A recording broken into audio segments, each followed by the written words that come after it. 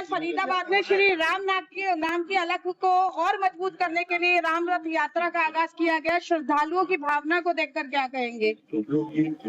वस्तुतः आज तीसरा वर्ष तीसरी जयंती है जब 22 जनवरी को प्रभु राम अयोध्या में एक नए दिव्य भव्य स्वरूप में विराजित हुए थे। करोड़ों करोड़ों की आस्था न केवल भारत अपितु पूरे विश्व में जहाँ जहाँ सनातन आस्था है वो सब निश्चित रूप से हर्षित, आप्लावित, आह्लादित हुए। और वो आह्लाद केवल क्षणिक आह्लाद नहीं था, वो राष्ट्र स्वाभिमान का आह्लाद था, वो हमारे सनातन गौरव का आह्लाद था।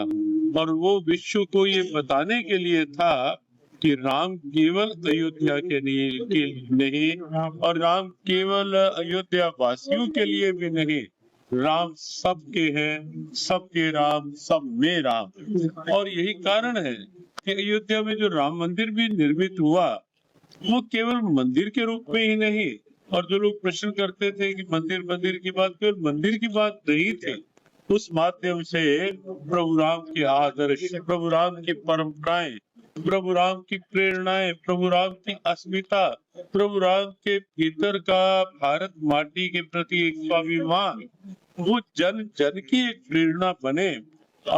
उस नाते से जो एक प्रयास हुआ और करोड़ों करोड़ों की आस्था जुड़ी। और आप देखते हैं कि जब से राम मंदिर में रामलला विराजित हुए हैं तब से लेके अयोध्या का स्वरूप पूरे विश्व पटल में एक आकर्षण का केंद्र बन गया है।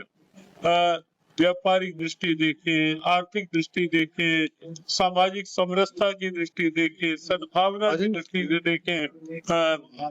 एयरपोर्ट बना तो महर्षि वाल्मीकि जी के नाम पे बना, मंदिर बना तो वहाँ शबरी को भी स्थान है, वाल्मीकि जी को भी स्थान है, वहाँ सभी जटायु तक तो वहाँ सम्मान दिया गया है कि जिन्होंने राम काज के लिए अपने आप को समर्पित किया उन सबका वहाँ सम्मान है। और वो सम्मान जन जन की प्रेरणा बने। उस नाते से फरीदाबाद में जो शोभा यात्रा एक प्रभु राम के उस आदर्शों को गली गली घर घर तक पहुंचाने के लिए प्रारंभ हुई, आज तीसरे वर्ष भी यहाँ फरीदाबाद में वही उत्साह दिखाई दे रहा है, वही उल्लास दिखाई दे रहा है। और हमें लगता है ये उल्लास, ये उत्साह हमारे भविष्य के एक नए भारत की दिव्यता है, जहाँ हर हृदय में राम आ रहे हैं, हर घर में राम की दिव्यताएं आ रही हैं। और ये आज की शोभा यात्रा प्रभु राम के उन दिव्यताओं को राष्ट्र स्वाभिमान के रूप में, सनातन गौरव के रूप में जन जन और घर घर तक और आगे व्यापक रूप में विस्तारित करेगी। हमारी बहुत बहुत शुभकामनाएं। महाराज जी, युवाओं में खासकर सनातन के प्रति एक अलग आस्था देखने को मिल रही है, आपने इस यात्रा में भी देखा होगा, उसको किस तरह से देखते हैं आगामी जनरेशन के लिए? देखो, भारत के जब भविष्य की हम बात करते हैं तो भविष्य जिस ढंग से कहीं 2047 को विकसित भारत के रूप में देखा जा रहा है, कहीं भारत की दिव्यताओं को वसुधैव कुटुंबकम के रूप में देखा जा रहा है, कहीं पूरा विश्व ये इस समय मानने को तैयार है उत्सुकता से कि भारत की सनातन परंपराएं ही शांति और सद्भाव का एक आधार बन सकती है। तो ये जो भविष्य की सोच है, और भारत क्योंकि पूरे विश्व में अगर रेशो में देखें, परसेंटेज में देखें, पूरे विश्व में युवा संख्या भारत में सर्वाधिक है।